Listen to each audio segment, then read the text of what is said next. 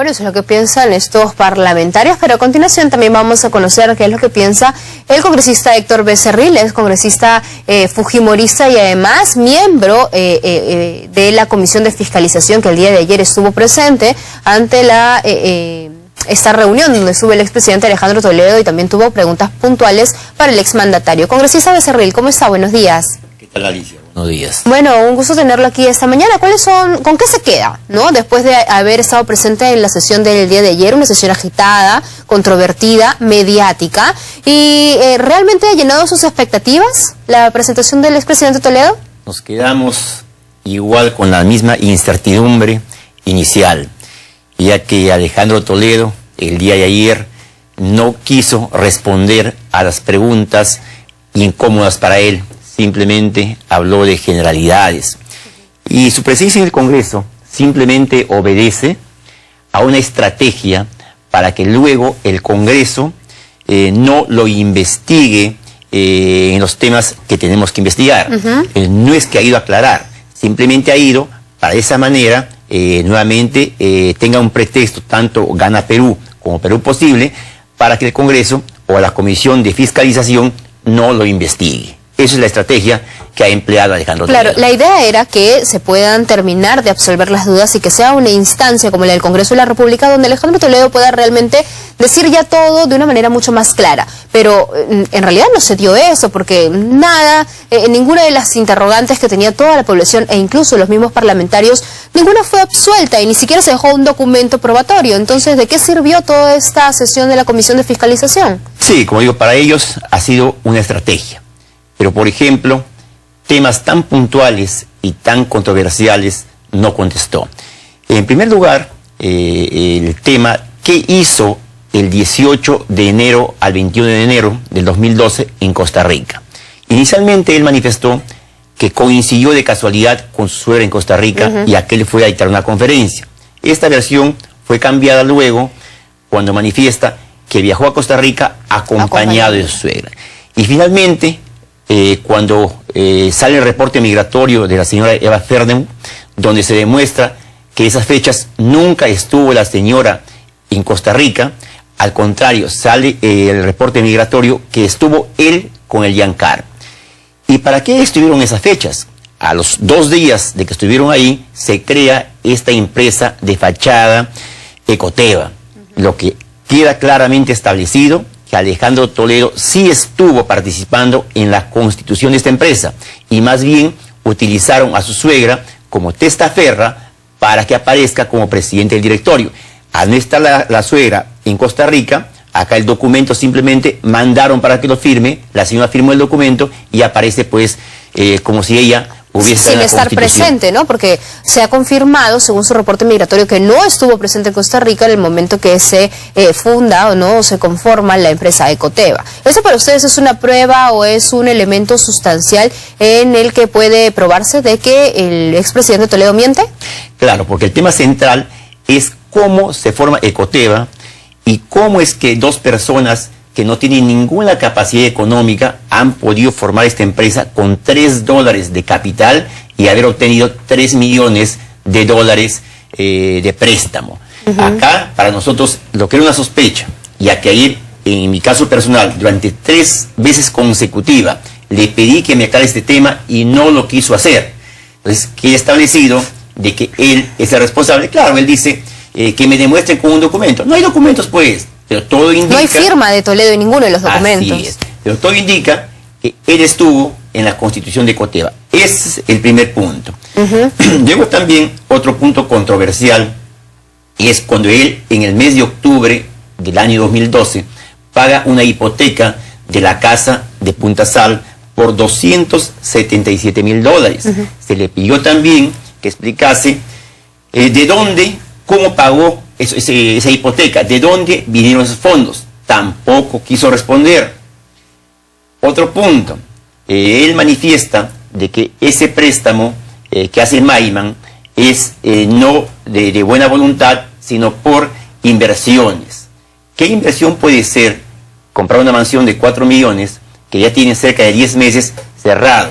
Es más, ese inmueble inicialmente estuvo alquilado y una de las cláusulas que pusieron era para comprarlo que desalojen al inquilino. Entonces no entendemos de qué inversión hablan de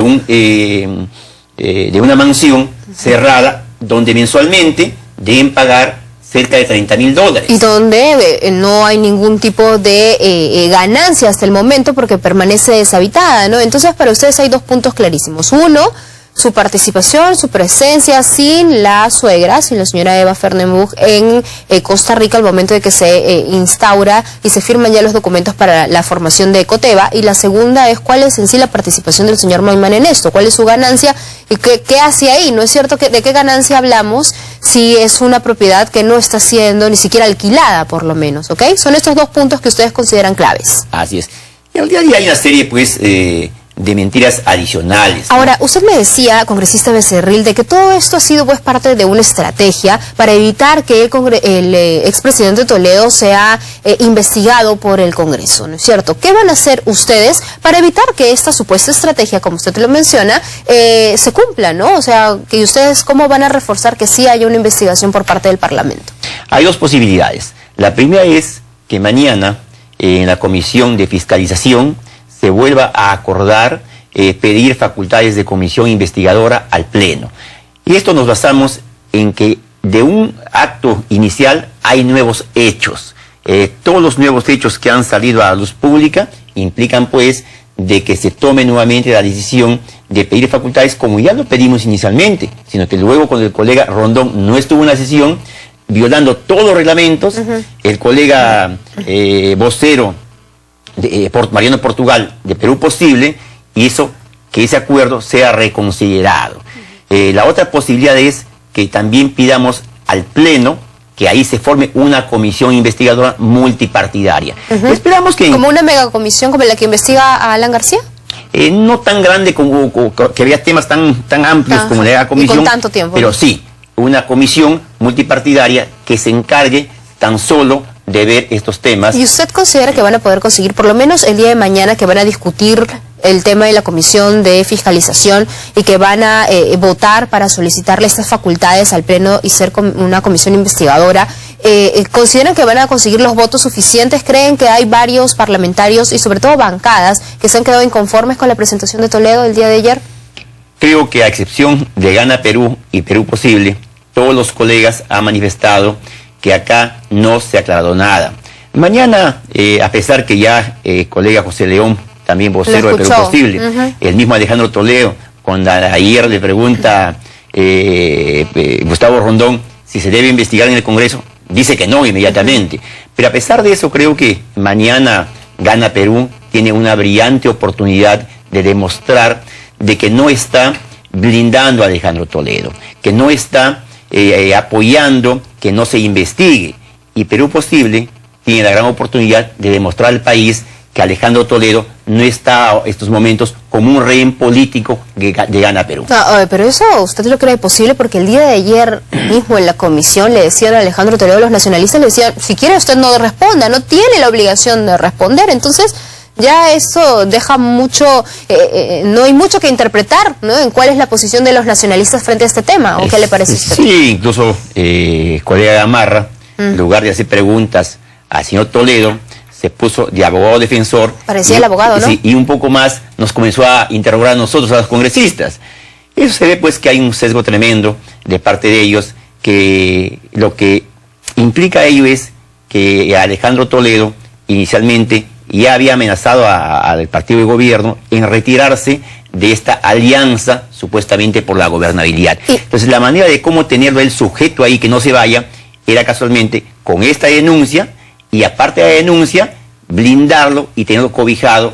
Pero Alejandro Toledo debe darse cuenta que eso finalmente va a ser lo que lo destruye a él y a su partido. Insisto, entonces, ¿ustedes consideran desde el fujimorismo que podrían conseguir los votos necesarios, uno, para que la Comisión de Fiscalización tenga facultades de investigación, o para conseguir formar una comisión investigadora para este caso? ¿Consideran que van a tener los votos suficientes? Si es que Solidaridad Nacional, que la vez pasada blindó también a Alejandro Toledo, vota con nosotros y con los demás partidos que estamos por favor de investigación, vamos a tener los votos suficientes en la Comisión de Fiscalización para poder pedir facultades de comisión investigadora. Solidaridad Nacional entonces es la bancada clave. ¿Han tenido ya algún acercamiento? ¿Saben cuál es la posición? ¿Cuál es el pensar de ellos frente a la presentación de ayer de Toledo? Sí, por ejemplo, el que lindó abiertamente fue Martín Belaunde. Qué triste papel para usar anticorrupción, antidrogas anteriormente, ¿no? Pero el responsable del partido, ahora colega también vocero de su partido, ha indicado que esta vez no van a blindar y que van a votar por una investigación, el colega Luna. Esperamos que esto así sea, por el bien, pues, de la democracia en el país, por el bien, incluso, pues, en realidad, de todos los partidos políticos, que no debemos seguir en ese tipo de cosas, blindando hechos que ameritan una investigación seria. Congresista Becerril, vamos ahora al mismo tema, pero desde el otro lado. ¿No creen que los parlamentarios desaprovecharon la oportunidad de tener a Toledo sentado delante de todas las cámaras para, de alguna manera, ejercer la presión que tienen ustedes como padres de la patria y que él al final responde ante ustedes y al final no dijo nada y se fue en medio de una caravana popular? ¿Creen ustedes que de repente desaprovecharon esta oportunidad que tenían? Nosotros, sin tener facultades de comisión investigadora, es bien complicado que se le exija, por ejemplo, la presencia de él. Él simplemente, nosotros esperamos, como él había dicho, que va a aclarar, claro, confiamos en su buena voluntad. Y lo hizo, estuvo presente. Estuvo presente, pero fue un saludo a la bandera, porque no dijo nada nuevo y no contestó a las preguntas. Lo que pasa es que más escuchaba de verdad de los planteamientos y los comentarios de cada uno de los parlamentarios y de cada uno de los presentes, y poco tiempo en verdad le quedó a Toledo para poder responder. ¿Creen que no se organizaron de manera correcta para un cuestionario de tantas preguntas, con tantas incógnitas y con tanto que se quería escuchar a Toledo? No, porque nosotros inicialmente, la bancada fujimorista, le pedimos que sea la pregunta e inmediatamente la respuesta y una contrapregunta para ir aclarando punto por punto. Pero ahí también fue blindado por Gana Perú, por Perú Posible, que dijeron que no era así, que primero sí, escuche las preguntas y luego responda. Sabíamos que esto iba a ocurrir en ese momento, pero no podíamos abdicar a estar en esos momentos y tratar pues de exigir lo más que se pueda que conteste. ¿Y no se podía hacer un pliego de preguntas, pregunta 1 y responde, pregunta 2, o sea, ya un pliego de preguntas, sino la participación de cada uno, porque se perdió bastante tiempo con comentarios que ya se habían escuchado en los medios de comunicación y con preguntas y repreguntas de lo mismo? Varios parlamentarios preguntaban al final lo mismo, ¿no se perdió tiempo?